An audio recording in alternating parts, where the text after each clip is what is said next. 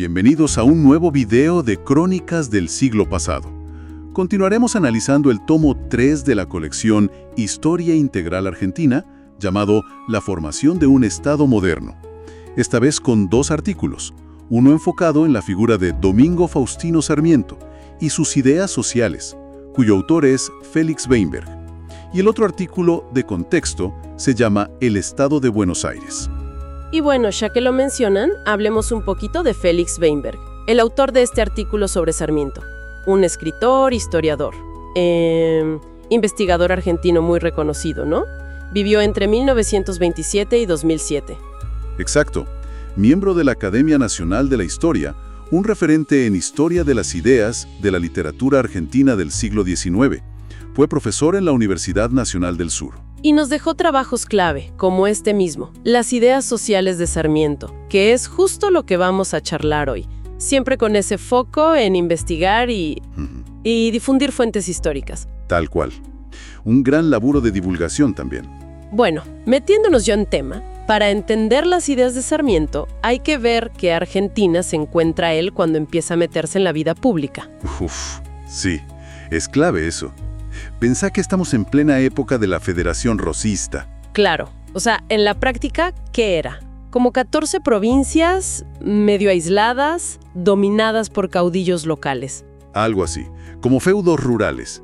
Y un territorio enorme, pero casi vacío, ¿no? Apenas 1 millón de habitantes, muy dispersos. Mucha pampa bajo dominio indígena todavía. El famoso desierto. Y la economía, muy básica, muy. Imperio de la ganadería extensiva casi salvaje. Poquísima agricultura, artesanías mínimas. Economías regionales que se autoabastecían casi. ¿Y el comercio exterior era significativo o más bien...? Muy reducido. Cambiar tasajo, cueros, por algunas manufacturas de afuera. Y mucho recelo al europeo, a las ideas nuevas. Un cierre, digamos. ¿Y el orden de Rosas? ¿Era orden o más bien inercia? Buena pregunta. Weinberg sugiere que era más inercia, rutina. Una vida muy austera, marcada por la religión. La jerarquía social además era muy rígida, con ecos coloniales. Los señores dueños de la tierra y el ganado arriba, y abajo, bueno, los servidores. Exacto. Y otros grupos como comerciantes, profesionales, medio bloqueados en las ciudades, sin mucha influencia.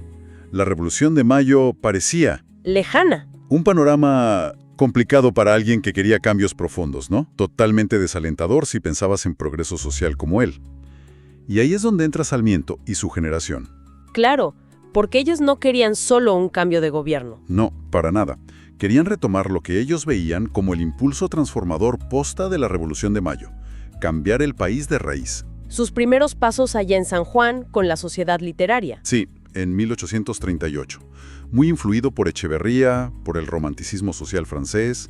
Al principio mucho idealismo, un poco utópico quizás. Pero eso fue cambiando, ¿no? Con la experiencia, los viajes. Totalmente. Las desilusiones, el exilio y sobre todo los viajes.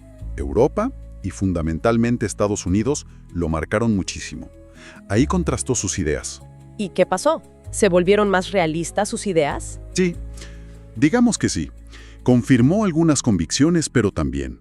Bueno, se enfriaron algunos entusiasmos juveniles. Buscó un enfoque más pragmático. Y clave, ya no pensaba en ideas sueltas, sino en un plan, un conjunto de metas para todo el país. Un plan coherente. ¿Y cuáles eran los ejes de ese plan? Porque algunas cosas las compartía con otros opositores a Rosas, ¿o no? Sí. Había coincidencias. Todos querían una constitución, organización institucional. Libertad de comercio, expansión económica, ferrocarriles, educación, lo clásico, digamos. Exacto. Las bases para sacar al país del supuesto atraso. Pero Sarmiento puso un énfasis muy particular en dos cosas. Inmigración europea masiva y agricultura moderna. La pequeña y mediana propiedad, ¿no? Eso. Y su aporte más distintivo, quizá, fue la insistencia temprana en la industrialización. Ah, mira vos. No solo exportar materia prima. No, procesar de acá, crear trabajo genuino, lograr mayor independencia económica. Ahí se diferenciaba de otros liberales. Un punto clave ese. Y dijiste que entendió la dimensión social del proceso. ¿A qué te referís? ¿Qué vio en los viajes? Es que yo no era solo economía, o leyes para él. Vio en Europa y Estados Unidos que el progreso era una transformación social profunda, estructural. Ajá. Y acá viene una idea central de Weinberg. Para Sarmiento, el progreso no era algo abstracto, sino el resultado de cambios estructurales liderados por una clase social, la burguesía. La burguesía como motor. Tal cual. Vio que en esos países la burguesía, con sus valores de trabajo, mérito, iniciativa, educación, bueno, era como el eje que movía todo, que arrastraba al resto. O sea que el progreso sacudía toda la sociedad, y Argentina no podía ser la excepción. Claro. Para él, cambio era más que modernizar por arriba. Era transformación estructural, romper con lo viejo. Entiendo. La burguesía entonces como la clase llamada a liderar ese cambio. ¿Y? Él creía que ese cambio iba a ser fácil acá. No, para nada fácil. Entendía que el progreso tenía sus ritmos. Rápido si había libertad, inteligencia, capital. Lento si faltaba todo eso, como él veía en la Argentina de Rosas. Y no era un camino de rosas, digamos. Para nada. Veía una lucha constante, una tensión entre las fuerzas del progreso y las del statu quo, los que se aferraban a lo viejo. Los conservadores, diríamos hoy. Algo así. Creía que lo ideal era resolver las cosas por vía institucional, con leyes, reformas. Pero si eso se bloqueaba, ¿Qué pasaba? advertía que el pueblo terminaba ventilando sus demandas tumultuosamente, o sea, con violencia. Era consciente de ese riesgo. Muy consciente. Pero estaba convencido de que el cambio era inevitable aunque hubiera resistencia de los hombres envejecidos intentando contener el torrente, como decía él. ¡Qué frase! Por eso insistía tanto en luchar contra los prejuicios. No hagamos del atraso una ciencia. Es otra frase famosa suya. Es buenísima. Ahora, él rechazaba la violencia revolucionaria como método. Pero ¿cómo se condice eso con las guerras civiles, la lucha contra Rosas, los caudillos? Parece contradictorio, pero tiene su lógica. Él creía que las revoluciones violentas solían terminar en nuevos despotismos. Por eso prefería una revolución pacífica, moral y regeneradora. Basada en la educación, el bienestar. Exacto. Políticamente se sentía cerca de los republicanos moderados, los prácticos.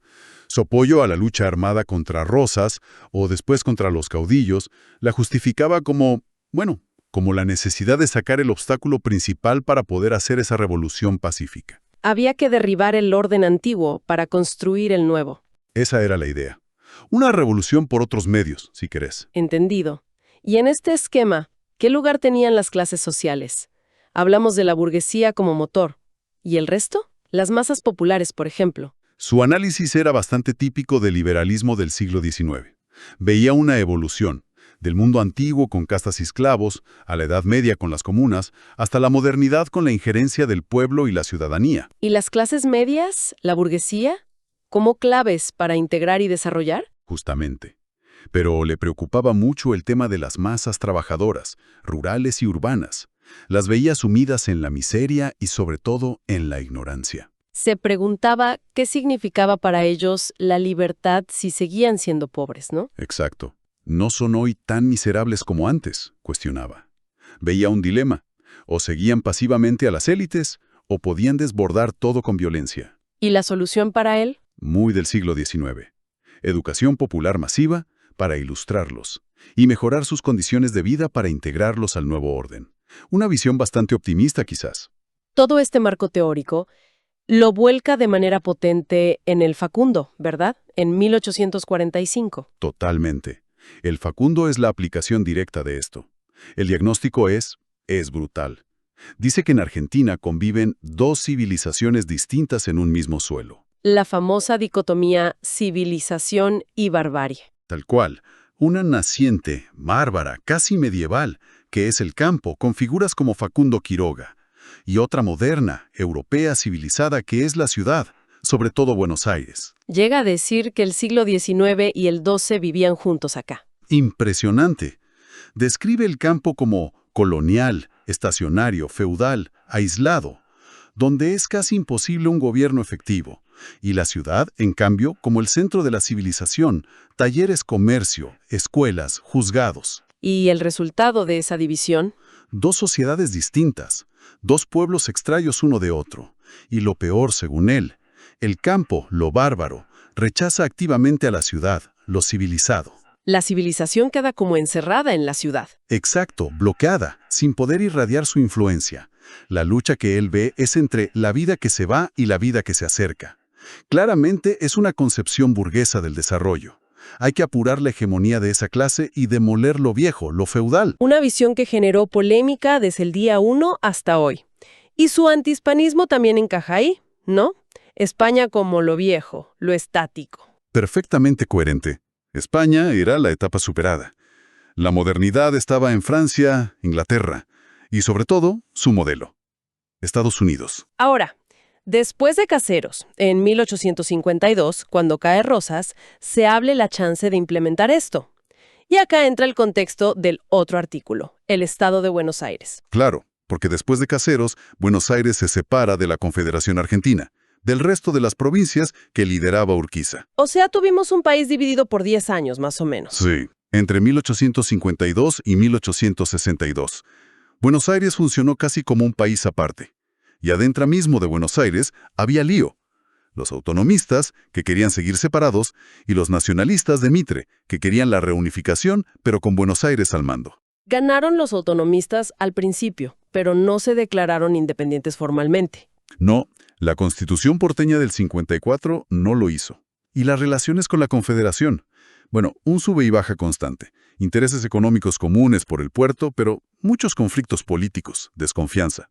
Intentos de acuerdo que fracasaban hasta choques militares como Cepeda en 1859. Y Buenos Aires rechazando la Constitución Nacional del 53. Exacto. Un escenario súper complejo para llevar adelante un proyecto nacional.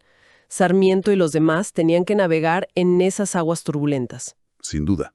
Y él tenía claro que había que cambiar la herencia de Rosas y la colonia.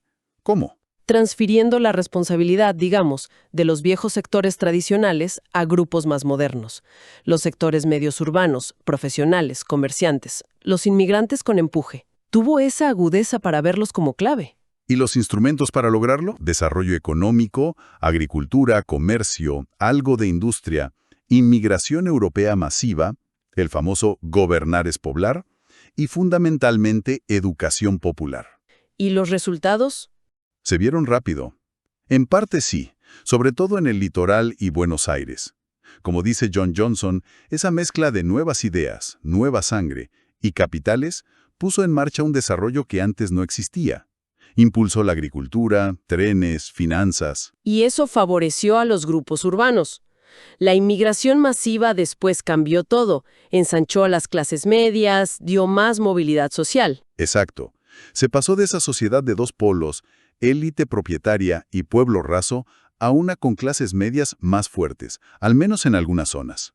Promoverlas era la base para él. Espíritu de empresa, bienestar, propiedad, armonía, libertad ordenada. Y la consecuencia política. Esas clases medias empezaron a pedir pista, a querer participar. Inevitable. Pero ojo, su admiración por Europa o Estados Unidos no era copiar ciegamente, ¿eh? No era chululismo, digamos. Para nada. Él era muy crítico con los defectos que veía allá. La desigualdad en Europa, el materialismo yanqui. Quería una Argentina moderna pero adaptada, sin esos problemas. Una versión mejorada si se podía. Una aspiración alta. Pero, ¿ese cambio tan fuerte no trajo problemas acá? Resistencias. Obvio. La inmigración masiva, aunque él la quería, rompió la cohesión tradicional, generó tensiones. Se formaron esas sociedades superpuestas que él mencionaba. Convivencia de nacionalidades, lenguas, costumbres. A veces con recel. Xenofobia. Sí. Sarmiento confiaba en que la escuela pública asimilaría a los hijos, que ya serían argentinos. Pero fue un desafío. Y otro enorme fue el desequilibrio ciudad-campo. El tema del latifundio, ¿no? Exacto. La concentración de la tierra en pocas manos impidió que surgiera esa clase media rural fuerte de agricultores propietarios que él soñaba. Ahí está la tercera clave que marca Weinberg. La frustración del proyecto agrario y el choque con el latifundio. Tal cual. Sus críticas al latifundio fueron durísimas. El proyecto de Chivilcoy, su intento de crear una colonia modelo, fue una gran frustración por la resistencia de los grandes dueños. Y eso lo enfrentó con la oligarquía terrateniente, la política de las vacas. Sí, los acusó de priorizar eso sobre el progreso del país. Y en su defensa de este nuevo orden burgués fue bastante implacable. Luchó contra los caudillos, las montoneras. Tal cual. Los veía como el viejo orden bárbaro. Impulsó la modernización del ejército para imponer el orden central. Y también se opuso a revoluciones liberales o a las primeras huelgas obreras. Sí, el orden burgués se respetaba por arriba y por abajo para él. No admitía desafíos al Estado que se estaba armando. Y acá llegamos al gaucho. Figura polémica si las hay. ¿Cómo entra en su esquema? Sus frases son muy duras. Su visión es dura, sí, pero coherente con su esquema. Lo veía como un tipo social marginal de esa barbarie rural, producto de la ganadería primitiva, dependiente, reacio al trabajo agrícola, a la educación, problemática su aculturación. Pero hay que contextualizar esas frases, ¿no? Fundamental. Muchas las escribió peleando contra las montoneras, compuestas por gauchos. Citarlas solas es injusto. Hay que ver la explotación que sufrió el gaucho y cómo después, irónicamente, el mismo patriciado que lo explotó lo mitificó cuando ya no era amenaza. Y no olvidar su intento en Chivilcoy de darles tierra a los hijos del país, a los criollos. Exacto. Intento que fracasó por el latifundio. Sarmiento enfrentó a la víctima, el gaucho, pero también atacó al sistema que lo generaba, los intereses ganaderos, la estructura latifundista. Una mirada más compleja. Y a pesar de esa dureza y defensa del orden, tenía sensibilidad social. Yo creo que sí. No era insensible. Aunque se oponía a las huelgas por temor a desestabilizar el nuevo orden, reconocía la justicia de muchos reclamos obreros. Hay un testimonio fuerte de Tucumán, ¿no? Sí, de 1886. Describe indignado cómo vivían los trabajadores criollos de los ingenios, en ranchos de caña, en la miseria, allegadizos, sin comunidad ni propiedad. Solo los trabajadores están apiñados como de paso, dice. Y su obra educativa no era solo instruir. Para nada. Buscaba crear hábitos de trabajo, democratizar dando oportunidades, asimilar inmigrantes, dar herramientas para el ascenso social como la enseñanza técnica. Un objetivo social profundo. ¿Y la élite tradicional cómo recibió todo esto? Con mucha resistencia, resentimiento. Subiría, en 1889, decía que la presidencia de Sarmiento fue una crisis, el reemplazo de la capa superior por otra muy inferior. Se sintieron desplazados. Claro, Sarmiento representaba a esos sectores medios y populares emergentes. Sí, como dice Palcos. Y bueno, mirando a largo plazo, ese camino tuvo cierto impacto. Compara la Argentina del siglo XX con clases medias más amplias, con otros países de América Latina más polarizados. Estudios de la CEPAL incluso resaltaron la importancia de esas clases medias, ¿no? De alguna manera sí. Resonaban con ideas que Sarmiento ya había planteado un siglo antes. ¿Y esas clases medias en ascenso tuvieron consecuencias políticas? Claro. La transformación social debilitó el viejo sistema oligárquico, de poder concentrado y fraude electoral. Los nuevos grupos urbanos, los hijos de inmigrantes educados, empezaron a reclamar participación real. El fraude se hizo insostenible. Cada vez más. Y Sarmiento, aunque fue parte de esa élite, entendió que había llegado la hora de transferir poder a esa nueva burguesía. Por eso sus últimas luchas fueron por el sufragio libre. Incluso un crítico como Abel Alemán reconocía que la burguesía nacional era en ese momento la fuerza más progresista. En ese momento histórico específico, sí. Impulsaba el capitalismo frente al pasado. O sea que vio venir el cambio político que después traería la ley Sáenz-Peña. Pero al final de su vida, en los 80, ¿cómo veía el país? ¿Satisfecho? Es interesante eso. Por un lado, el país se había transformado muchísimo. Población, comercio, trenes, agricultura, educación. Éxito aparente del programa. Euforia del progreso. Pero ya empezaba a ver los problemas. La dependencia económica del capital extranjero, el imperialismo financiero, la consolidación de una oligarquía liberal en el poder, el unicato de Roca, que modernizaba, pero traicionaba un poco los ideales republicanos originales. le generó perplejidad. Asombro y perplejidad. En una carta del 82 dice que veía venir dificultades, pero había que seguir luchando por la conciencia pública. Siguió escribiendo, sintiéndose a veces voz en el desierto. Temía que el país fuera tranquilamente al abismo. Qué sensación amarga después de tanto. ¿Y se resignó? No, para nada. Superó el bajón y volvió a la carga. Las clases medias lo miraban como referente. Se unió a las fuerzas renovadoras que cuestionaban al régimen. Decidido a llenar mi misión, dijo. Tal cual. Lamentaba no tener 30 años menos, pero igual combatió a la candidatura de Juárez Celman, a quien veía como símbolo del fraude. Y se vinculó con los jóvenes reformistas, Sáenz Peña, Del Valle, Alem, Irigoyen. Exacto. Su apuesta final por esas nuevas fuerzas no fue errada. Entonces, resumiendo la visión de Weinberg, Sarmiento buscó más una transformación estructural profunda que una simple modernización.